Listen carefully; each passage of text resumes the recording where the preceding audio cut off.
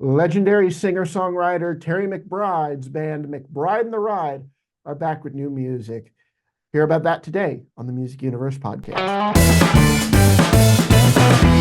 Oh, buddy, I know you are excited for this one. Oh yeah, I mean he's treading on sacred ground here with these songs that he's a little pun there from the 90s, my absolute favorite song of theirs. And I'm glad they're back, man, but I'll tell you, after they kind of went on hiatus during their run in the 90s, Terry went on to be a massive Nashville songwriter. Brooks and Dunn have recorded 25 of his songs, including one with Reba called If You See Him, If You See Her, which was a 2-week #1 in 98. And on June 2nd of that year, they both dropped albums of the same name, with hers coming out on top and theirs coming in second. So that tells you a lot. Also, Cowgirls Don't Cry but for the three of them as well. And Garth Brooks, George Strait, Hank Jr., Ronnie and Kicks, I believe, solo, Drake Milligan, Cole Swindell. The list goes on and on. Who Probably he's written easier to list for. the people he didn't write for than the people he has. Probably because, I mean, I'm looking at it. He's had 13 BMI awards and 12 million airplay awards.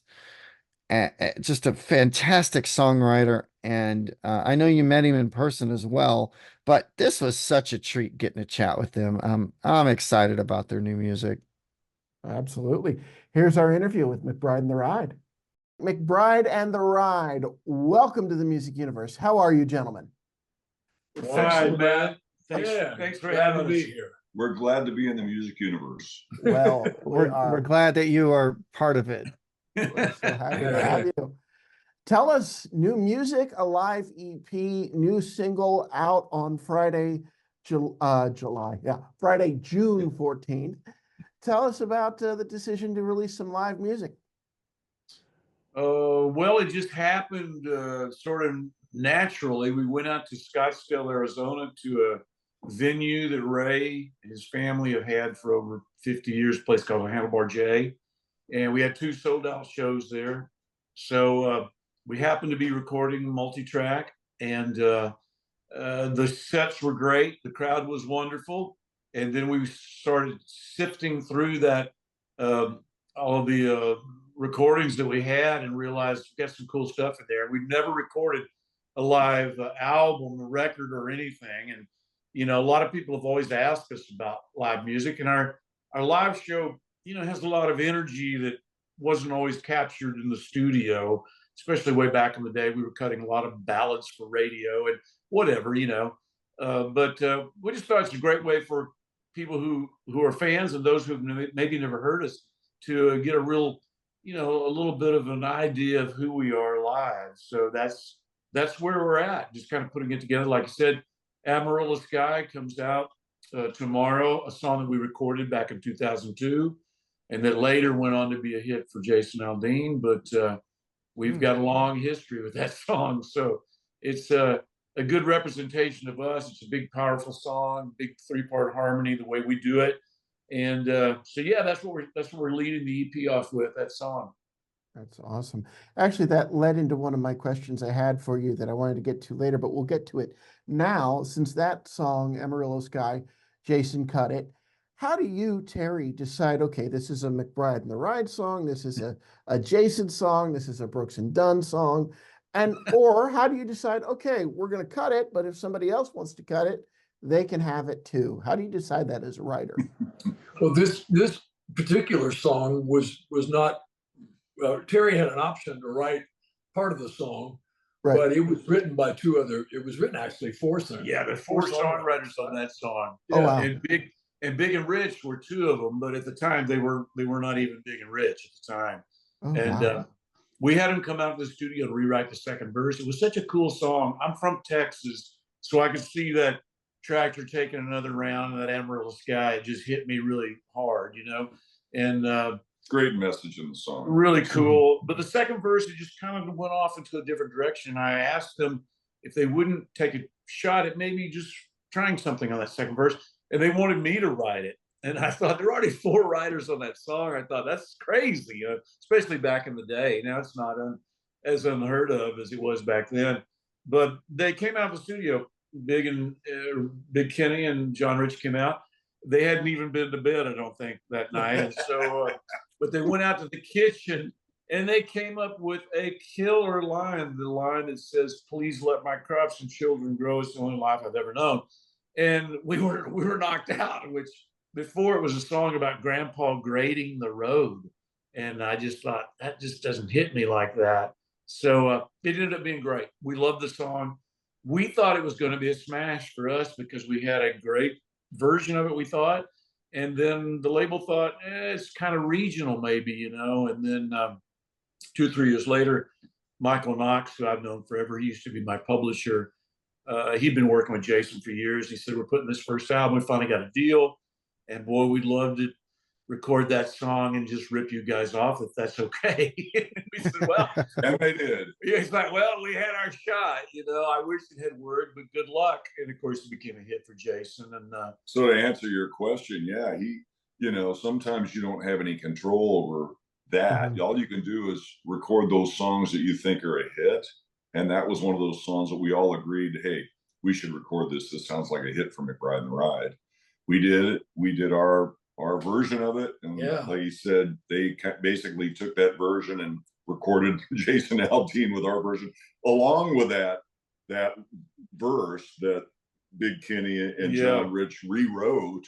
That had they, not rewritten that last verse, who knows? It may not even have worked for Jason at that point. But here we are all these years later, and we're doing our live version of the song. It's still a great song. And for all intents and purposes, we sort of feel like it was really, it should have been a McBride and Ride hit. Yeah, it was meant to be. It fit our sound really well. And so songs like that or other songs, because we were in the 90s, and of course we had a producer that was a song guy, Tony Brown. So he helped us sift through certain songs. Terry had a lot of great songs. We also cut a few outside songs. But then fast forward to the early 2000s when we cut the Amarillo Sky record, Matt Rawlings was producing it along with us. But we were also choosing songs that we thought would be songs you wanted to listen to years later. And Amarillo Sky was one of those. And here we are recording it again on a live record. But because we feel like it's still strong, and I think a lot of people probably haven't even heard our version of it, and now they will. That we have an opportunity to get it out there, other than just terrestrial radio, because unfortunately, it's hard for us to get on the radio these days. So we're putting it out online on streaming, the services like everybody's doing. But because we're an older act, that's the only way we have to get the music out there. So hopefully that song will reach some people, like we said before. And is that why you guys chose this one as opposed to maybe one of your more well-known hits to introduce people to the live aspect of your career? Well, we thought it was a great kickoff to the record. We thought it would be a great first single. And so that's a powerful song. We think our version of it is still, strong. But you're right. There's something about the fact that it's not just the hit. We plan on including some of those in the EP, of course. But I think and we have a couple fan favorites. We have a couple songs that, just weren't the biggest hits, but still go over well. And we know that our fans like them. And we're also looking for that performance, trying to capture a little bit of magic in these tracks, which ones are really lending themselves to the live performance.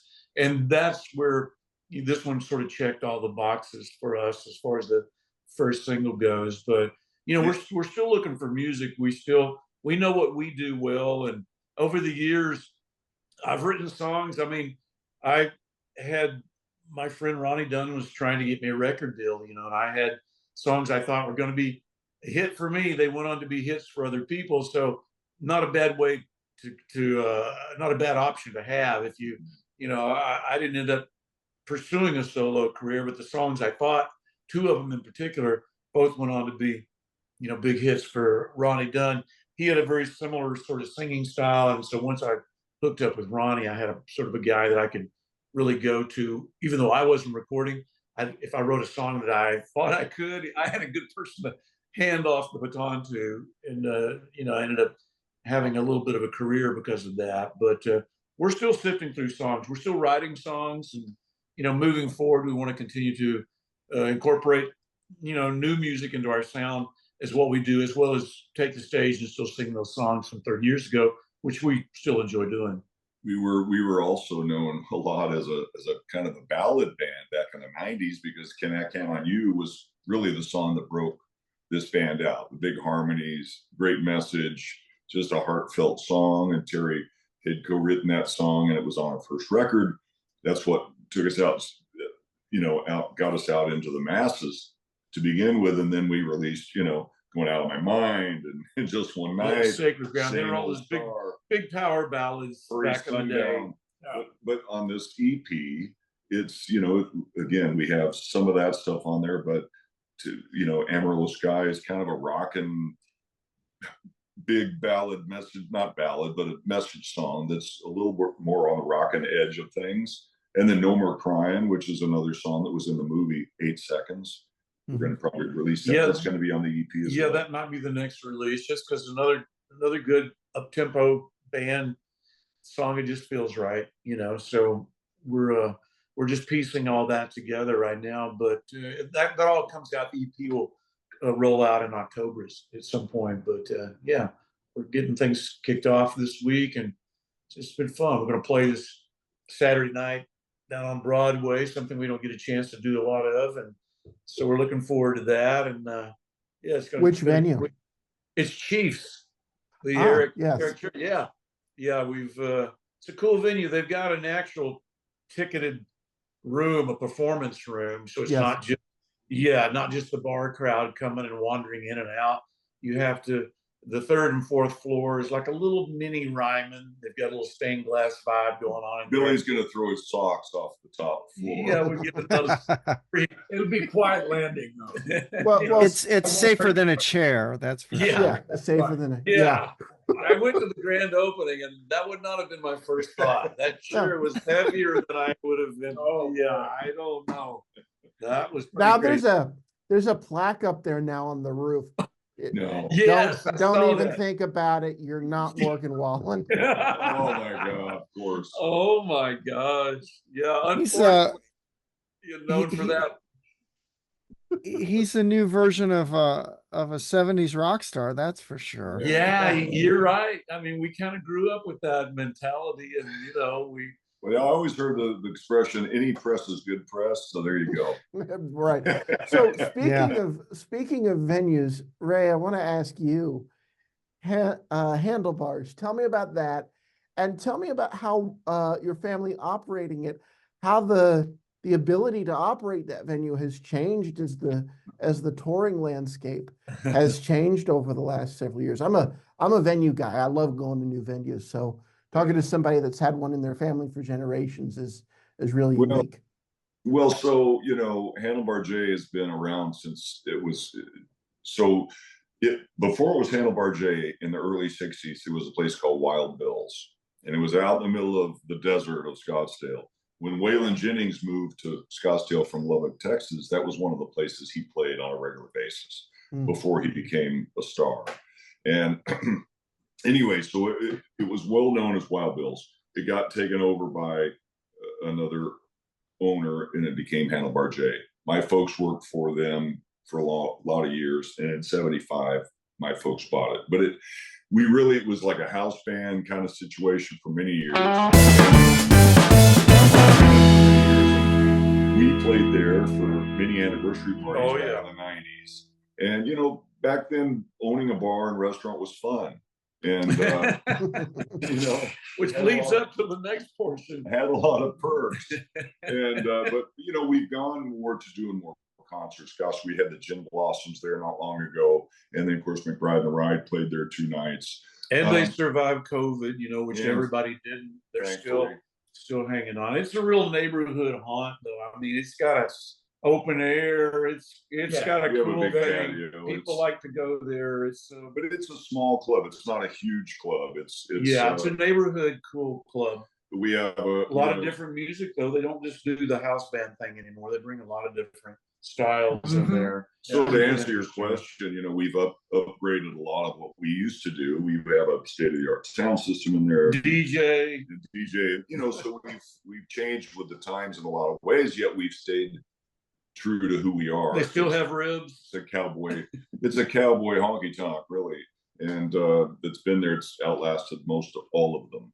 And gratefully, I own it now. But my goal is to bring more acts out through there, and more people want to play there as we go forward, especially when you have something like a McBride and the Ride playing there. Yeah, it was really good. It was perfect for us. The crowd was great. I had Lyle Lovett, a large band there in right before COVID. We did a big benefit for Banner Alzheimer's research and raised $65,000, and I wrote a check to Banner for that. But we want to do more stuff like that.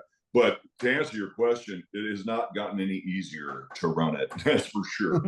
So it's a tough business, no doubt. But thankfully, I have it, and it's a great place to showcase some incredible talent. And that's what my plan has been, to really accentuate more of. Yeah. And Terry, I want to talk briefly about your career as a songwriter. I know we mentioned that earlier. Correct me if I'm wrong, but I heard you actually did tour with Brooks and Dunn and write songs on the bus. Is that correct? That's correct. Yeah. When the first McBride and the Ride run was winding down, that was about 95 when it was finally. We only had about a 5-year window. So if you look at what we've done, as far as our singles, we had a good run of it. And then when it was over, I wasn't really pursuing a solo deal, but I wondered what I was going to do. So I sort of pulled myself up by my bootstraps, and I thought, well, I can always write a song. And I went in and cut the song I thought might be, I was saying, a solo song for me. And instead, Brooks and Dunn cut it. It was a song called I Am That Man. And I met Ronnie. I'd known Ronnie. Kix co-wrote Sacred Ground, which was a big hit for us. I knew Kix, didn't know Ronnie as well. Ronnie invited me over and said, man, I love this song. It's going to be a hit. It's going to be a single. And I've got a bus. I'm getting off the band bus. I bought my own bus. Why don't you come go with me? I'm going to California for 15 days. Come go with me. And so I thought, gee, okay, let's go. And we wrote 10 songs in 15 days on that run, including He's Got You and a couple other songs that went on to be hits. And then Ronnie said, man, when the bus rolls, be on it. And I thought, that's better than being thrown under it. So I got on it. And, that turned into 13 years. I had over 30 cuts with those guys, 13 singles, and they allowed me to keep my house. And I had 2 duets with Brooks and Dunn and Reba, which was mind-blowing. I had their final #1 song, Play Something Country. And it was just an amazing opportunity, and it couldn't have worked out any better. I got to tour with ZZ Top when I was in the band. I got in the band. I didn't want to be in the band. I was out riding my bike one day at a festival, and when I got back, everybody was panicked. Get in here, you've got to play bass, they said. I went, what? I hadn't played bass in years. And they said our bass player, his father had passed away, and his plane got grounded. He couldn't make it back. So I had to borrow some in-ears. I'd never used in-ears, and they weren't mine. So one kept popping out of my ear, I had to write some charts. I had to use a 5-string bass that I'd never played. And I had to take the big fat string off because I was afraid this is going to go to hell quickly if I start trying to add a string in front of 15,000 people. But lo and behold, it worked out well. We got through the show. They always joked about it. So Ronnie called me a few years later and said, listen, man, we're making some changes. We need a good bass player. Come on out, take the gig. We're going to pay you well. You're eating our catering every night anyway. He said, let us know. He really said that.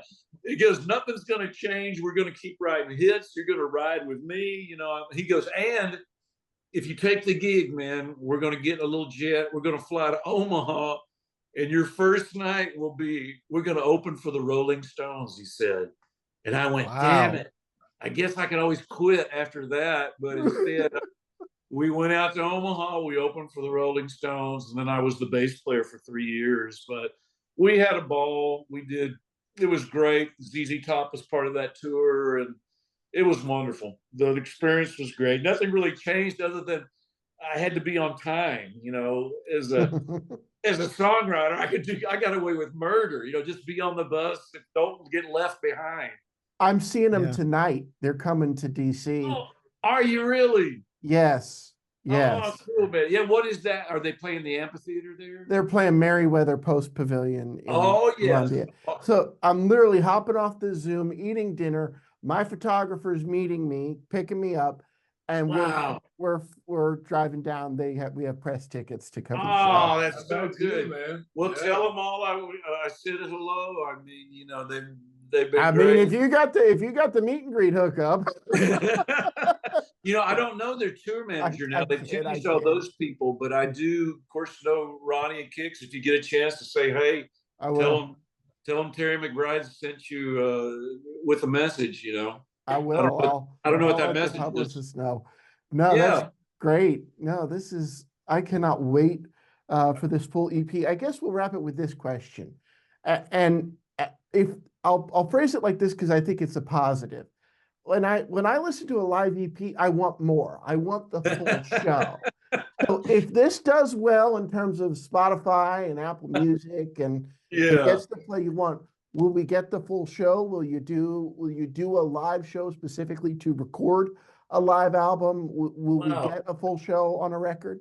That's a good thought. Yeah, I mean, really, you I never haven't can tell. we haven't been presented with that before, but that's a good idea. I mean, yeah, we hope it only wants them, it leaves them wanting more would be ideal situation. But yeah, that's a good thought for sure.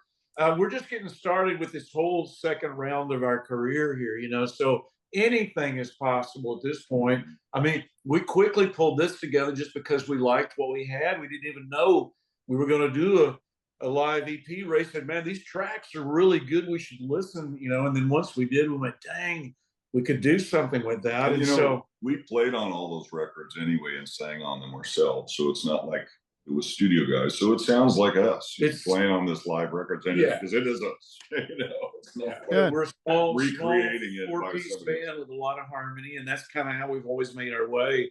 No matter what big acts we opened for, we managed to hold our own, and you know, still out there trying to do that for sure. It's but a little, I mean, it's got that live energy. It's, you know, it's got some rawness to it. It's got those big harmonies. yeah, it's not perfect, but we kind of making sure it stays that way. You know, we Yeah. wanted the good vocal performance because we can still sing. We do want people to know that for sure. And then it's not exactly like the records. It's sort of a live version of it. So we'll see where we go, but we want to continue from here, you know, more music now that we're in this world of trying to land on these playlists and whatever the heck we're supposed to be doing, you know. And plus so I work far, for so Peter good. Frampton, right? Yeah. There's some memorable live albums out there. We recorded our last EP at Peter Frampton's studio, and of course, there hung the plaque of 20 million or whatever that live Frampton Comes Alive album was unbelievable. But we used a couple of his guitars that we weren't supposed to as well, but it was still fun. Don't tell him. Oh, that had to be just a dream come true. We used the 59 Duo Jet, his Gretsch Duo Jet that we weren't supposed to use. And we used his U-67 that he bought back when he got the money from Humble Pie for the first record deal.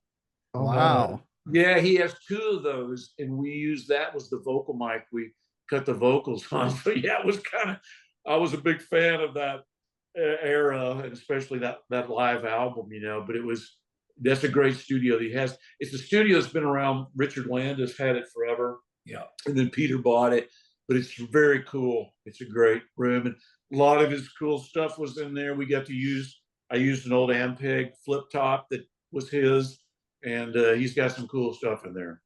Well, what does he think now that you weren't supposed to use it, that you did use it? I don't think he knows. We don't know. Until he sees this, I don't think they're just hanging on the wall, Right. you know. I mean, the engineer is his engineer, who was our engineer on our first album, Chuck Ainley, and so he suggested we use whatever you want. Use whatever guitars you want. So we were recording this song, "Along Comes a Girl," and I wasn't really digging the sound that I had on the guitar. I was using and I went over there and saw that Gretsch Duo jet jet. hanging there. Oh, and I was that's like, a cool let guitar. me try that.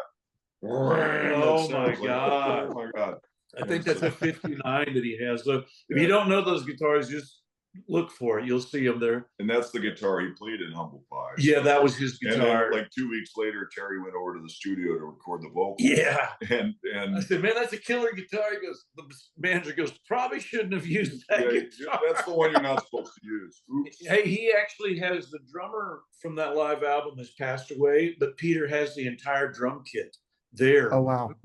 From you can use it if you want. It's multiple pieces, but it's there in the studio if you want to use Count it. me in. I'm a drummer. I'll be there tomorrow. Oh, you dig it. You remember that? If you ever saw photos, it's a lot of toms. It's a lot, but it's there. All the original kit. It's there in the hardware too. Pretty cool. Oh Yeah, we that's geeked awesome. out over that a little bit for sure. It was fun stuff. Well, guys, this was a pleasure. fantastic. Thank This you. was Oh, great. listen. Likewise, this wraps it up for day one. We've got another round tomorrow, but thanks so much for having us. This was Absolutely. a lot of Thank fun you. for us too. Thanks, guys. Yeah, Oh, absolutely.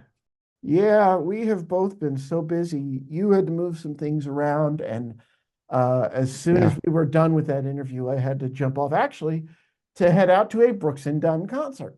So well, you're gonna hear Play Something Country, I'm sure. yes, and sometimes in their slow songs they do some of those duets solo. So as we're recording this, I think last year or 2 years ago they did do